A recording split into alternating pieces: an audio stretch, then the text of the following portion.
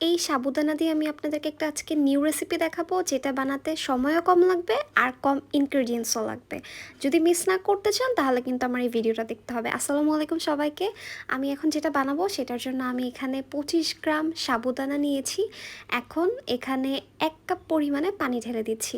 দেওয়ার পরে একটা চামচের সাহায্যে এটাকে একটু ভালো মতো নাড়িয়ে চাড়িয়ে নিব। তারপরে এইটাকে আমি 30 মিনিটের জন্য রেস্ট রাখবো।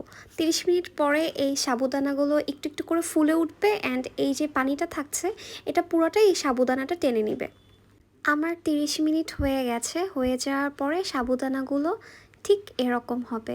প্রথমে দেখতে কম মনে হলেও যখন পানি দেওয়ার পর এটা ফুলে উঠবে এটার পরিমাণ কিন্তু বেড়ে যাবে। এরপর আমি এখানে অ্যাড করছি 4 চা চামচ চিনি।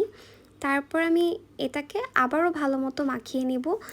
এরপরে আমি এখন এখানে অ্যাড করছি 4 চা চামচ গুঁড়া দুধ। এটা দেওয়ার মাস্ট ট্রাই করবেন।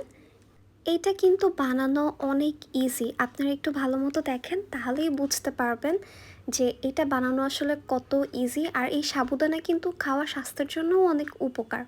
এখন অ্যাড করছি 1 কাপ নারিকেল কুড়ানো। আমার এটা ফ্রিজে রাখা ছিল তাই আমি সেটাই অ্যাড করলাম। আপনারা চেষ্টা করবেন টাটকা নারিকেল কুড়ানোটা দিতে, তাহলে কিন্তু টেস্টটা আরও দ্বিগুণ বেড়ে যাবে। আর সবশেষে দিয়ে দিচ্ছি 1 কাপ চালের গুঁড়া। চালের গুঁড়া যদি বাসায় না থাকে তাহলে আপনি ময়দা অথবা আটাও ব্যবহার করতে পারবেন। এখন আমি এটাকে আবারও ভালো মতো মাখিয়ে নিব। এটাকে এখন খুব ভালো মতো মিক্স করতে হবে। মাখার পরে এইরকম হবে দেখতে। এই যে দেখেন, এইটা কিন্তু একদম মাখা মাখা হবে না, এইরকম একটু পানি পানি থাকবে। এরপর আমি কড়াইয়ে একটু তেল দিয়ে নিলাম। তারপর এভাবে একটা গোল শেপ করে গরম তেলে ভাজার জন্য দিয়ে দিলাম।